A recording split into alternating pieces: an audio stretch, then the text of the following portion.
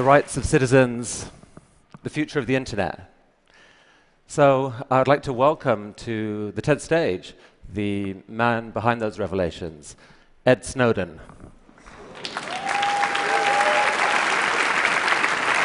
Ed is in a remote location somewhere in Russia, controlling this bot from his laptop, so he can see what the bot can see. Ed, welcome to the TED stage. What can you see, as a matter of fact? I can see everyone. This is amazing. Ed, some questions for you. You've been called many things in the last few months. You've been called a whistleblower, a traitor, a hero. What words would you describe yourself with? You know, everybody who's involved with this debate has been struggling over me and my personality and how to describe me. But when I think about it, this isn't the question that we should be struggling with. Who I am really doesn't matter at all. If I'm the worst person in the world, you can hate me and move on. What really matters here are the issues. What really matters here is the kind of government we want, the kind of internet we want, the kind of relationship between people and societies. And that's what I'm hoping the debate will move towards, and we've seen that increasing over time. If I had to describe myself, I wouldn't use words like hero, I wouldn't use patriot, and I wouldn't use traitor. I'd say I'm an American and I'm a citizen, just like everyone else. So just to give some context for those who don't know the whole story, This time a year ago, you were stationed in Hawaii, working as a consultant to the NSA. You had, as a sysadmin, you had access to their systems. And you began revealing certain classified documents to some hand-picked journalists, leading the way to June's revelations. Now, what propelled you to do this? You know, when I was sitting in Hawaii, and the years before when I was working in the intelligence community, I saw a lot of things that had disturbed me. We do a lot of good things in the intelligence community, things that need to be done and things that help everyone. But there are also things that go too far. There are things that shouldn't be done and decisions that were being made in secret without the public's awareness, without the public's consent, and without even our representatives in government having knowledge of these programs. When I really came to struggle with these issues, I thought to myself, how can I do this in the most responsible way that maximizes the public benefit while minimizing the risks? And out of all the solutions that I could come with, out of going to Congress when there was no laws, there were no legal protections for a private employee, a contractor in intelligence like myself, there was a risk that I would be buried along with the information and the public would never find out. But the First Amendment of the United States Constitution guarantees us a free press for a reason. And that's to enable an adversarial press, to challenge the government, but also to work together with the government, to have a dialogue and debate about how we can inform the public about matters of vital importance without putting our national security at risk. And by working with journalists, by giving all of my information back to the American people, rather than trusting myself to make the decisions about publication, we've had a robust debate with a deep investment by the government that I think has resulted in a benefit for everyone. And the risks that have been threatened, the risks that have been played up by the government have never materialized. We've never seen any evidence of even a single instance of specific harm. So let's because show of that, I'm comfortable with the decisions that I make. So let me show the audience a couple of examples of what you revealed. If you can have a slide up. And Ed, I don't know whether you can see, the slides are here. This is a slide of the PRISM program. And maybe you could tell the audience what that was that was revealed. The best way to understand PRISM, because there's been a little bit of controversy, is to first talk about what PRISM isn't.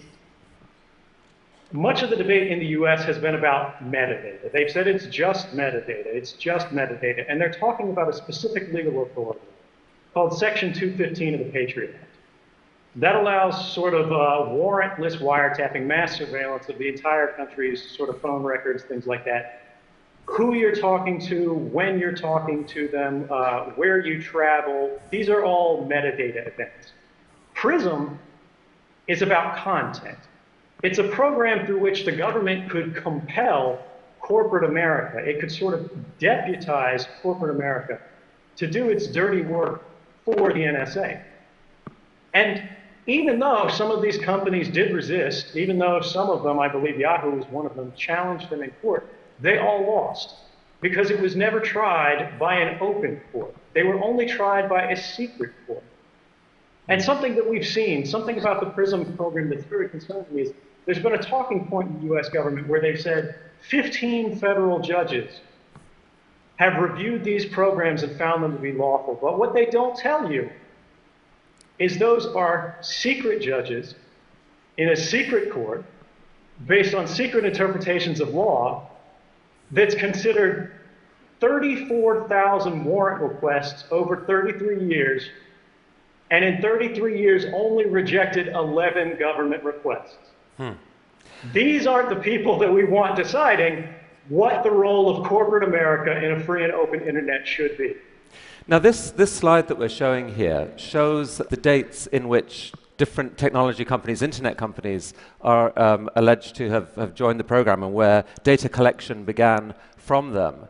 Now they have denied collaborating with the NSA. How was that data collected by the NSA? Right, so the NSA's own slides refer to it as direct access. What that means to an actual NSA analyst, someone like me who is working as an intelligence analyst, targeting, Chinese cyber actors, things like that in Hawaii, is the provenance of that data is directly from their servers. It doesn't mean that there's a group of company representatives sitting in a smoky room with the NSA, palling around and making backroom deals about how they're going to give this stuff away. Now, each company handles it different ways. Some are responsible, some are somewhat less responsible. But the bottom line is when we talk about how this information is given, it's coming from the companies themselves. It's not stolen from the lines. But there's an important thing to remember here. Even though companies pushed back, even though companies demanded, hey, let's do this through a warrant process. Let's do this, where we actually have some sort of legal review, some sort of basis for handing over these users' data. We saw stories in the Washington Post last year that weren't as well reported as the PRISM story that said the NSA broke in to the data center communications between Google to itself and Yahoo to itself. So even these companies that are cooperating in at least a compelled but hopefully lawful manner with the NSA isn't satisfied with that.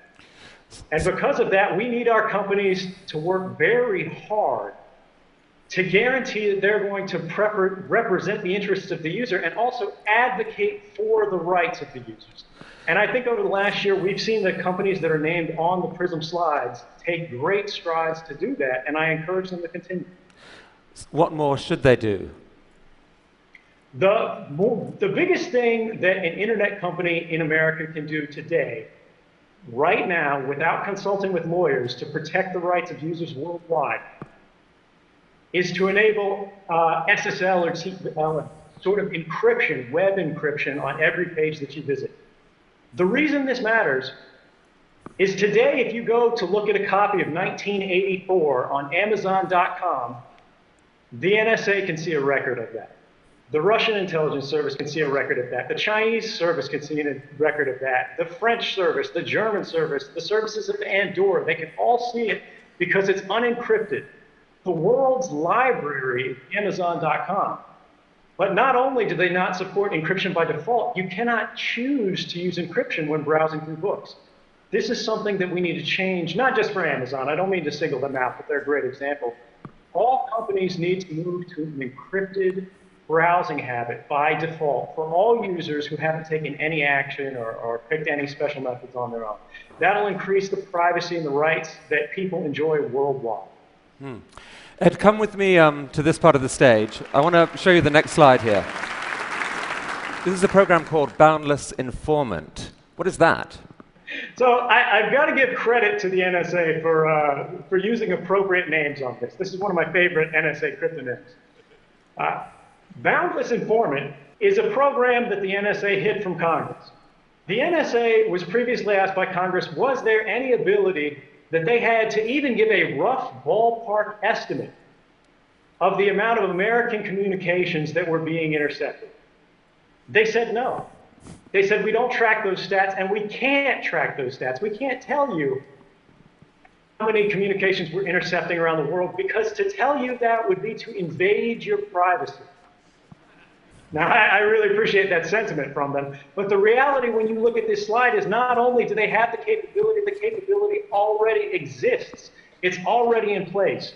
The NSA has its own internal data format that tracks both ends of a communication. And if it says this communication came from America, they can tell Congress how many of those communications they have today, right now. And what Boundless Informant tells us is more communications are being intercepted in America about Americans than there are in Russia about Russians.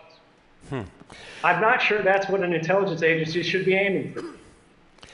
Ed, there was a story broken in the Washington Post, again from your data. The headline says, NSA broke privacy rules thousands of times per year.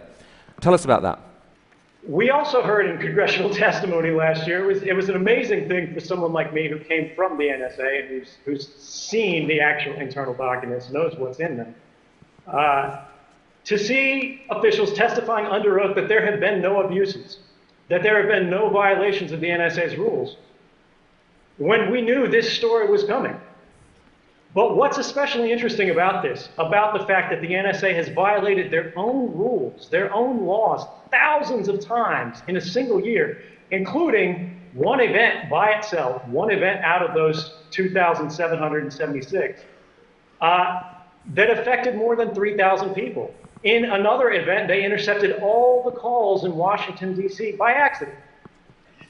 What's amazing about this report that didn't get that much attention, is the fact that not only were there 2,776 abuses, the chairman of the Senate Intelligence Committee, Dianne Feinstein, had not seen this report until the Washington Post contacted her asking for comment on the report. And she then requested a copy from the NSA and received it, but had never seen this before that. What does that say about the state of oversight in American intelligence when the chairman of the Senate Intelligence Committee has no idea that the rules are being broken thousands of times every year? Ed, one response to this whole debate is this. It's why should we care about all this surveillance, honestly? I mean, look, if you've done nothing wrong, you've got nothing to worry about. What's wrong with that point of view? Well, so the first thing is you're giving up your rights. You're saying, hey, I don't think I'm going to need them, so I'm just going to trust that, let's get rid of them. It doesn't really matter. These guys are going to do the right thing. Your rights matter because you never know when you're going to need them. Beyond that, it's a part of our cultural identity, not just in America, but in Western societies and in democratic societies around the world. People should be able to pick up the phone and to call their family. People should be able to send a text message to their loved ones. People should be able to buy a book online.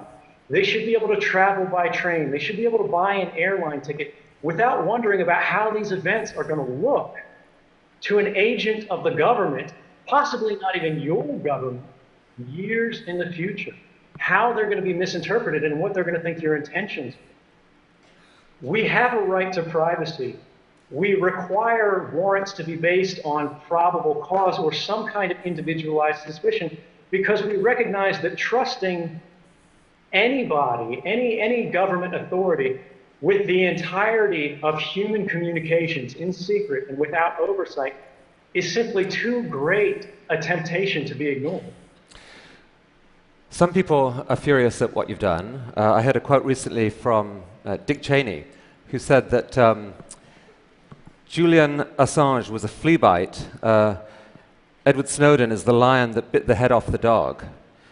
He thinks you've committed one of the worst acts of betrayal in American history. What would you say to people who think that? Dick Cheney is really something else.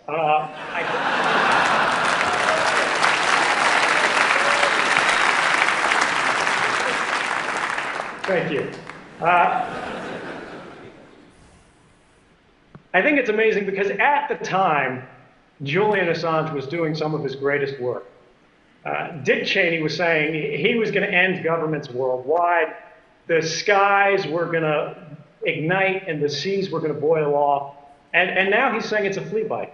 So we should be suspicious about the same sort of overblown claims of damage to national security from these kind of officials. But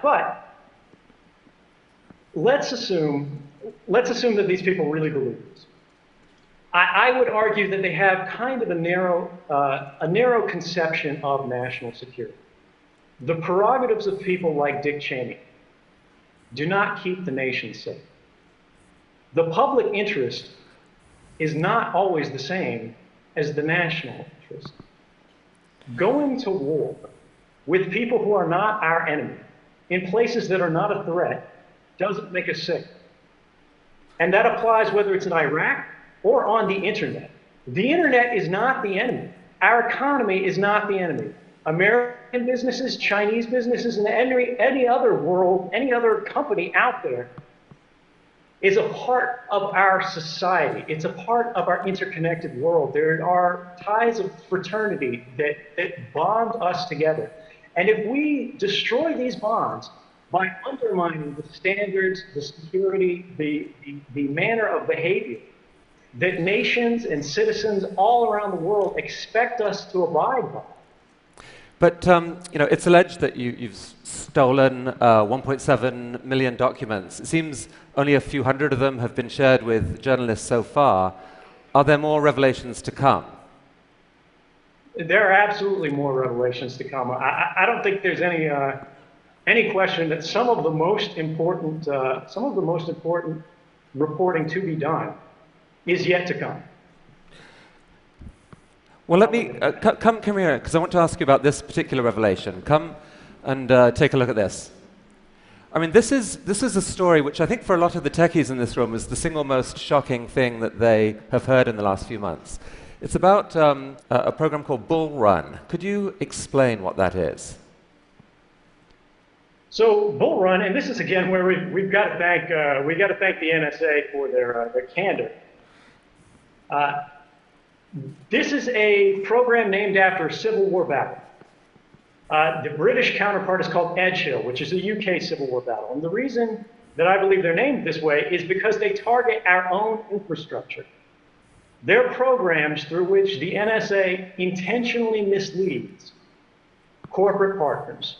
They tell corporate partners that these are safe standards. They say, hey, we need to work with you to secure your systems. But in reality, they're giving bad advice to these companies that makes them degrade the security of their services.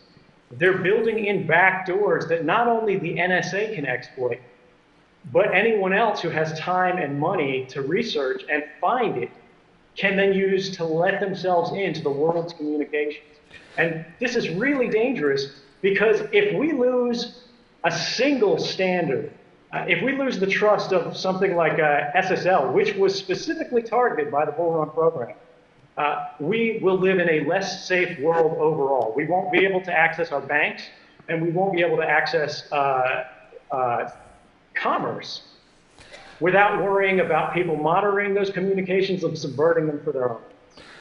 And do those same decisions also potentially open America up to cyber attack from other sources? Absolutely.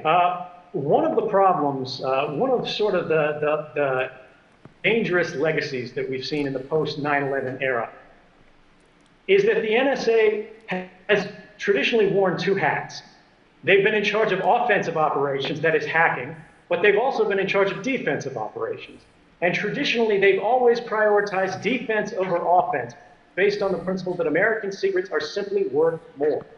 If we hack a Chinese business and steal their secrets, if we hack a government office in Berlin and steal their secrets, that has less value to the American people than making sure that the Chinese can't get access to our secrets.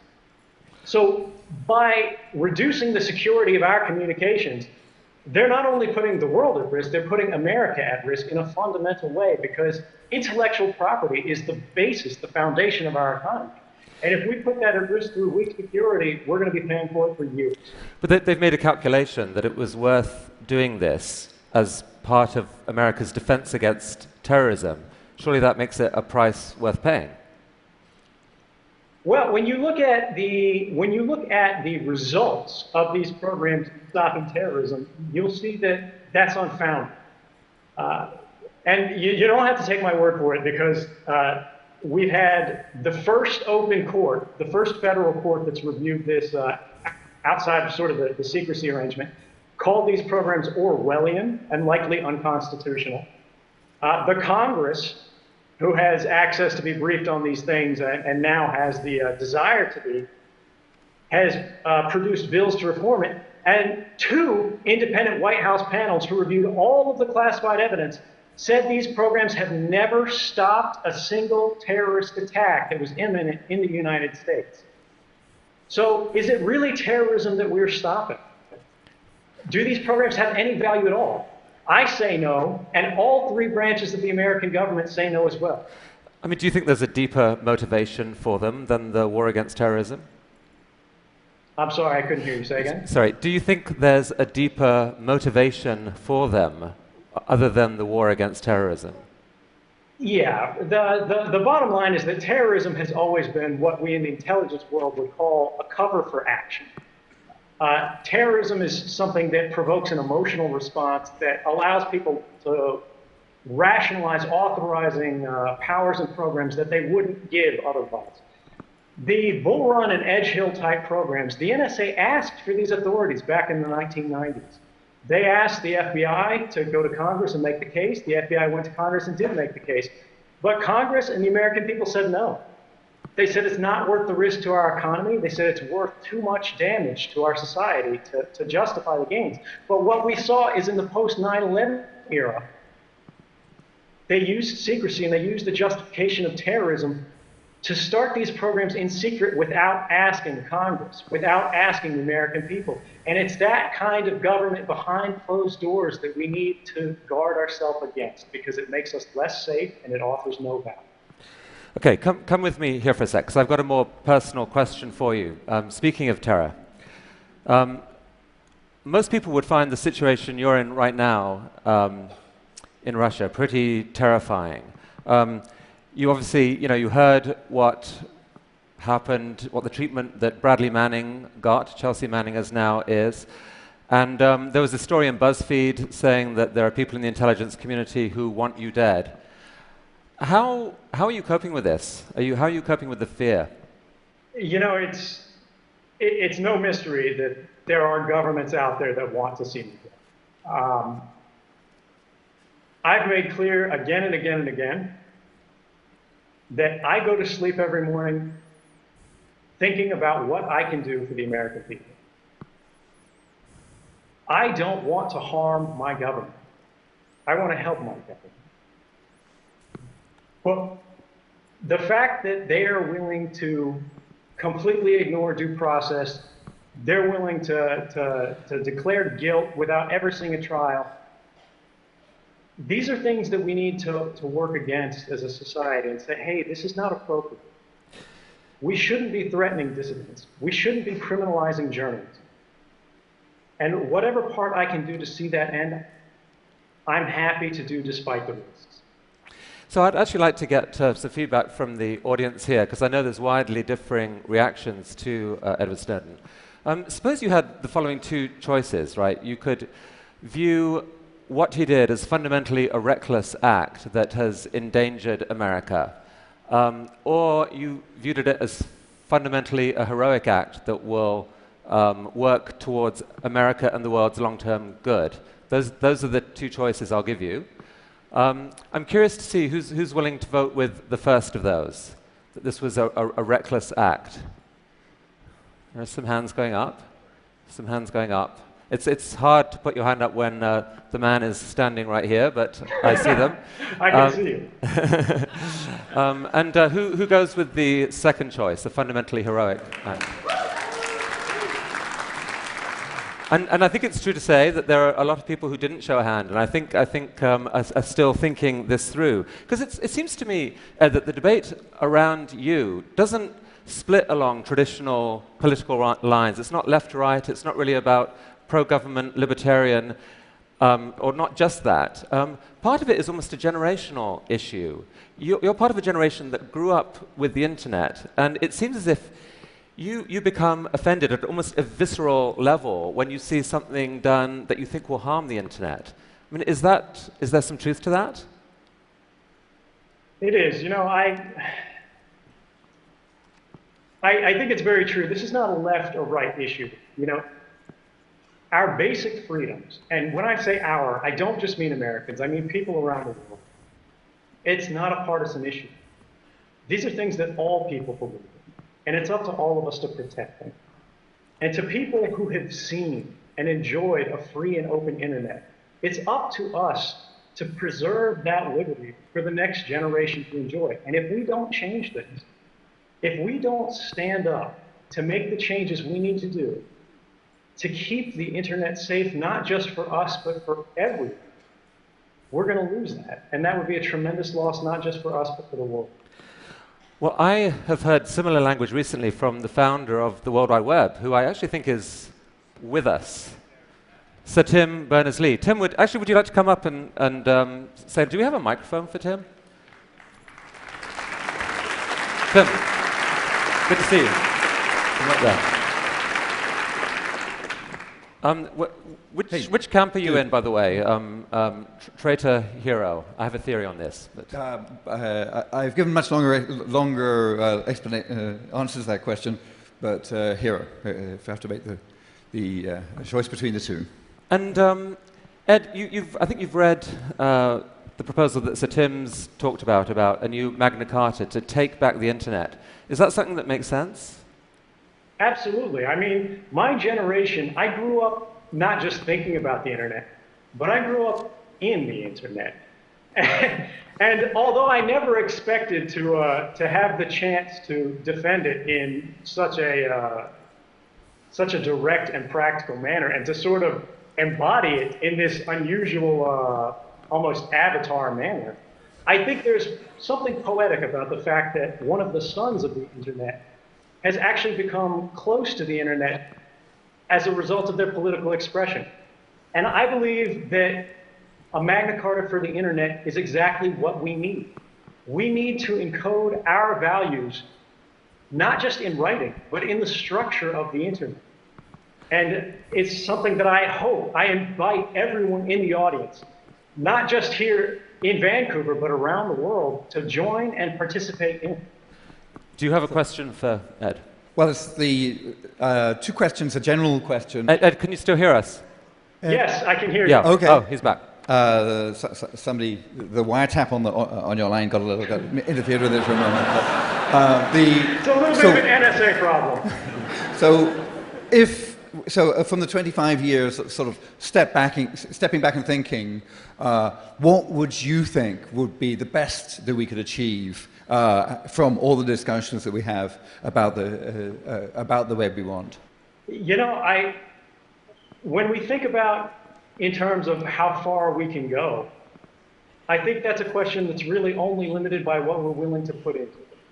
I think the internet that we've enjoyed in the past has been exactly what we as a not just a nation, but as a people around the world need.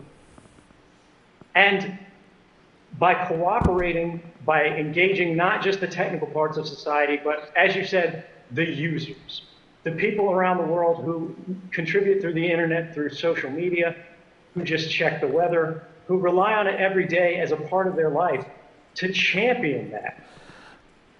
We'll get not just the internet we've had, but a better internet, a better now.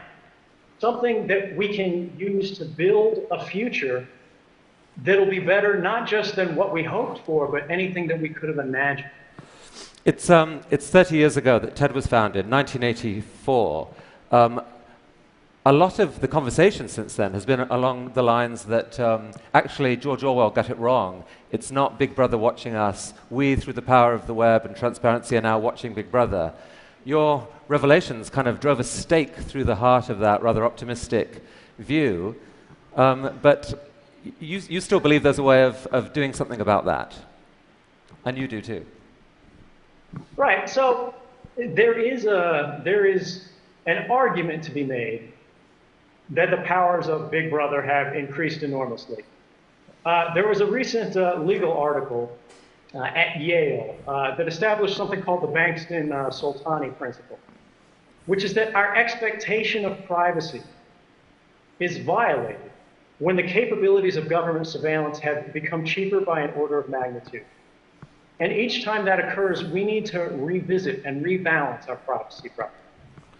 Now, that hasn't happened since the government's surveillance powers have increased by several magnitude, and that's why we're in the problem that we're in today. But there is still hope, because the power of individuals have also been increased by technology. I am living proof that an individual can go head-to-head against the most powerful adversaries and the most powerful intelligence agencies around the world and win. And I think that's something that we need to take hope from, and we need to build on to make it accessible not just to technical experts, but to ordinary citizens around the world. Journalism is not a crime. Communication is not a crime, and we should not be monitored in our everyday activities. I'm not quite sure how you shake the hand of a bot, but I imagine it's. That'll come very soon. This is the hand right here. Nice to meet you, and I hope my beam looks as nice as my view of you guys does. Thank you, All right. Thank you, Tim.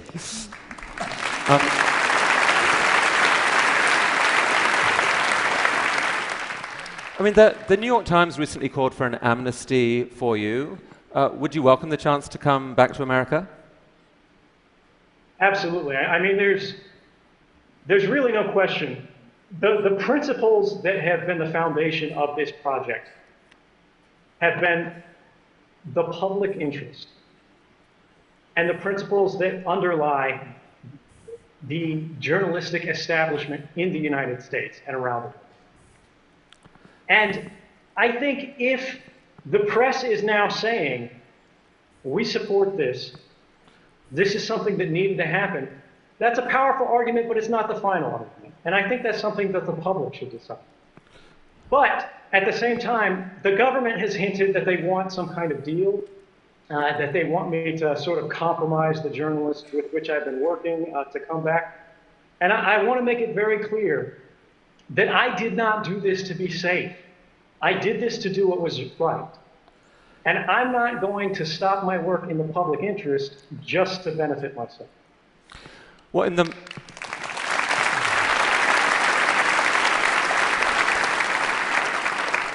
the meantime, courtesy of the internet and this technology, you're here back in North America, not quite the US, Canada, in this form. I'm curious, I mean, how does that feel? Canada is different than what I expected. It's a lot warmer.